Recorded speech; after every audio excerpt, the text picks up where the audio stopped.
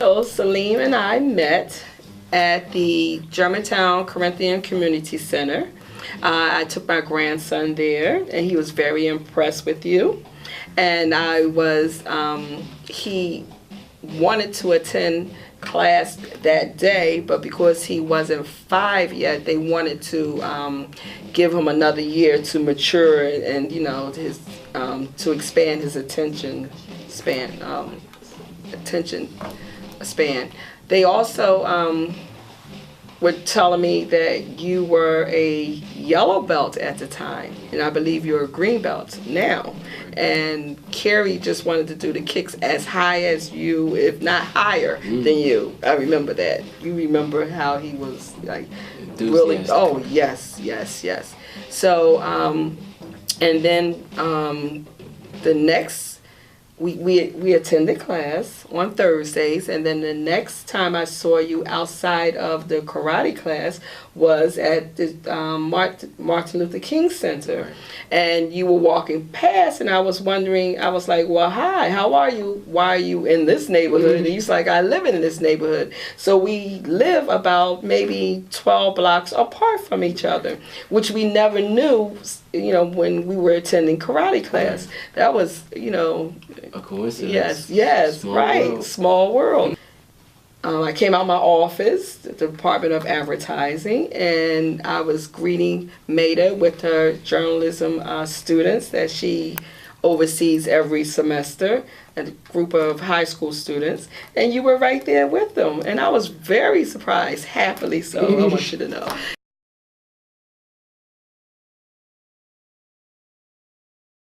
Yeah, because it was, like you said, it was a small world, and it's amazing how close in proximity we are of each other, but we didn't know until different things came up, Right. But all that time, we're right in the same area. And your school is a block from me. It's in the next block. Right. Right, and I know every time I get in my car, I would see the students, or get out my car, I would see the students in there practicing, running around the buildings and everything, not knowing that you were part of that group. So it's a small world, Temple is reaching out to the community and doing things, positive things that you can actually see the students are eating it up and growing from it. When I was little, I didn't really see Temple really expanding that much, and then when I got older, I began to see Temple for a more broader perspective, since it's right on Broad Street. And then when I got involved with the journalism program, I began to see Temple from another perspective. Right. And I actually felt that way when I first started at Temple 31 years ago, that it was just the buildings on Broad Street when you go up and down, driving or catching a bus. And unlike you, at that time I didn't have an opportunity to be part of the programs and to be a part of Temple. I just saw it as, an entity, another building. So now that I'm working here, I actually see their involvement with the community, and I really take that to heart, because I also live in the communities. My name is Gail Day Conley Crawford. I've been here for 30 years, and I survived 2 marriages and Temple University. I am the office manager for the Department of Advertising, and I enjoy my work. I love the students and my coworkers.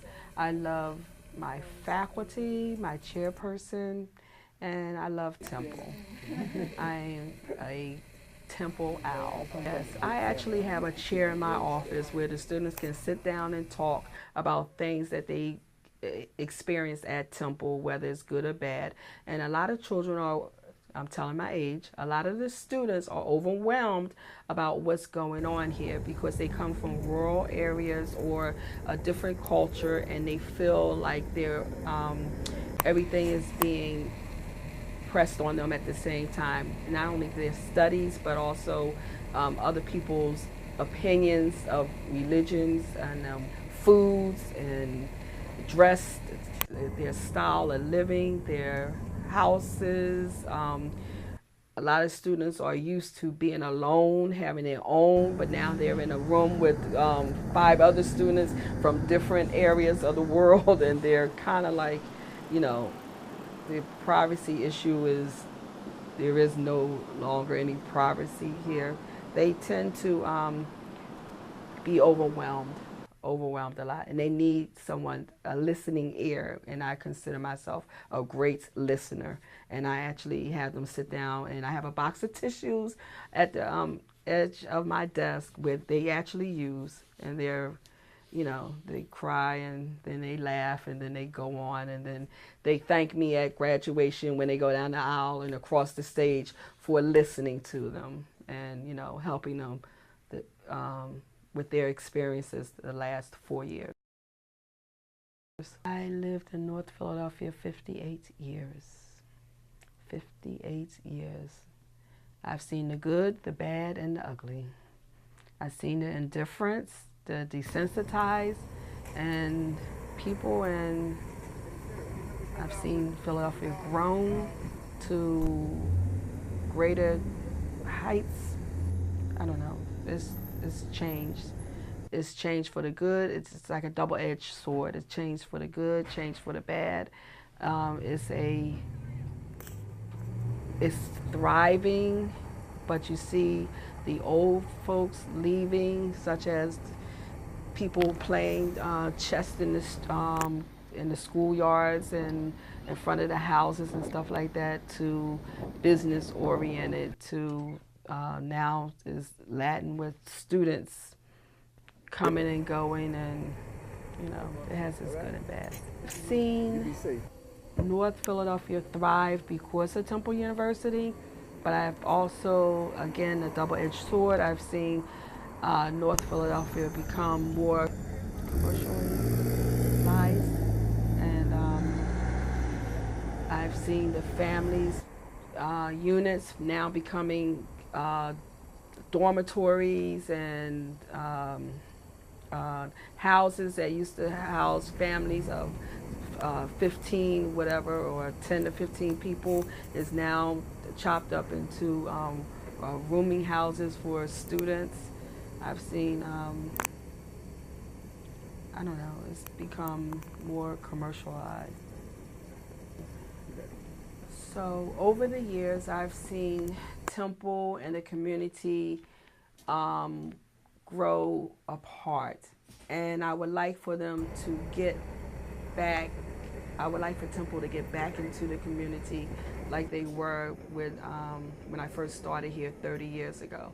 Temple was a great stepping stone for a lot of the community people to start with. I think the School of Media and Communication can reach out to the community. I think that their first choice should be the school right across the street from the university, where everybody interacts with each other unknowingly in the streets when we try to park and when we go through the schoolyard and when we try to get to the job. I think we need to have an open arms policy where everybody can talk about what's going on in the neighborhood.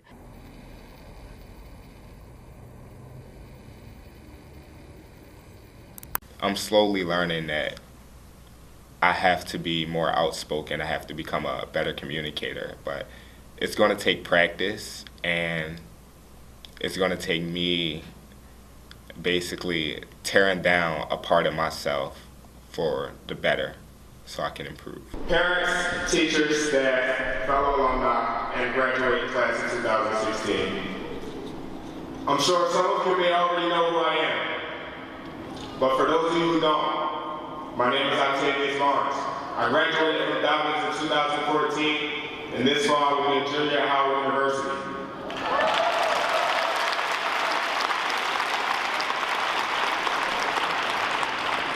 Last fall, I was appalled when Dr. Damon gave me the news that the Alumni Association wanted me to be guest speaker for this year's graduation.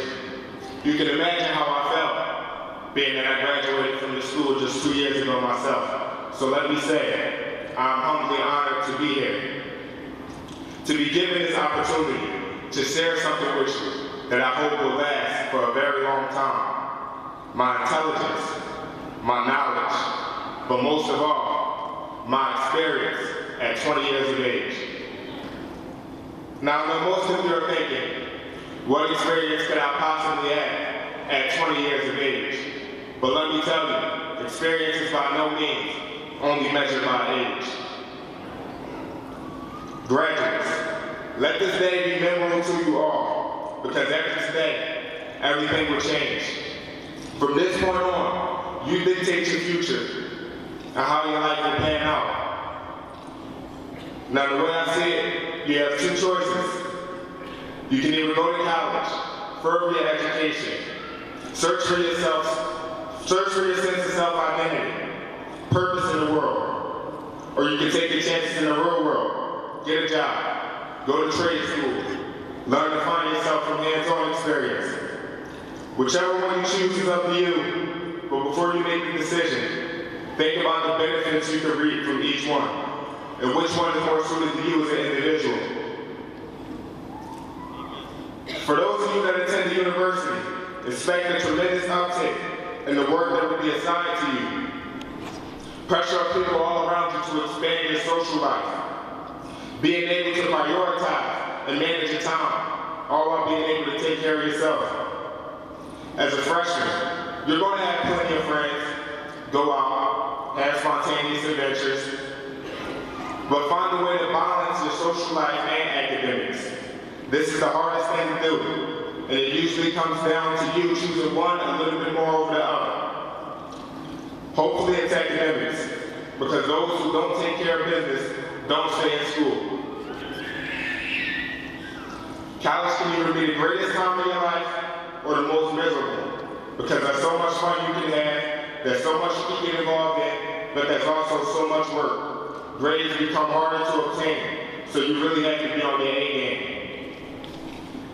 For those of you that choose the real world, remember the title of one of Tupac's poems, Ambition Over Adversity.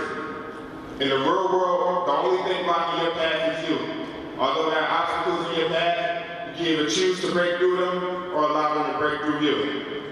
All that means is that persistence is consistent stubbornness and the key to progression. Don't ever get lazy and give up on your life because you're trapped in a cave and can't see the light at the end of the tunnel. Yes, the future is unpredictable, but if your work ethic breeds diligence, you will be all right. No matter what you've been through, don't ever have the mindset that you can't do something. Or because your mom said you're a bum for laying in the house all day. Or because your friend said it ain't gonna work out. I can't see you doing that. The only person's approval you need to be successful in your life is your own. Even when others lose faith in you, you should never lose faith in yourself. As long as you go out and pursue what it is you want from your life, you can achieve it. I come from the hood, so I know what it's like. Don't fall victim to your surroundings and what's going on in the streets. I've been in foster care for 8 years, since I was 5, moving from house to house. I spent a month in prison my junior year of high school for a misunderstanding. My mother has been an alcoholic since I was a kid. My father was taken from me in a hit-and-run accident, my very first semester of college. Adversity hits us all, some of us harder than others. But look around, you do not have to be a statistic.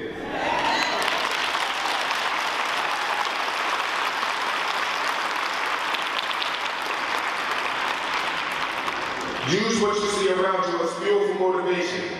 Yes, they sell dimes and nicks on the corner.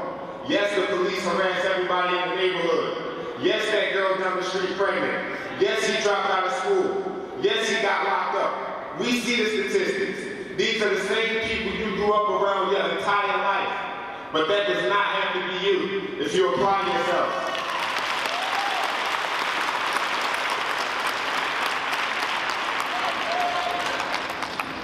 Viola Davis once said, quote, "The most frightening demon of all is a lack of purpose.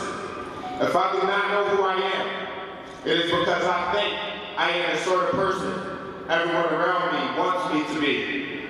Perhaps I never act myself whether I really wanted to become what everyone else seems to want to become. Perhaps if only I realized that I do not admire what everyone seems to admire, I would really begin to live after all. End quote.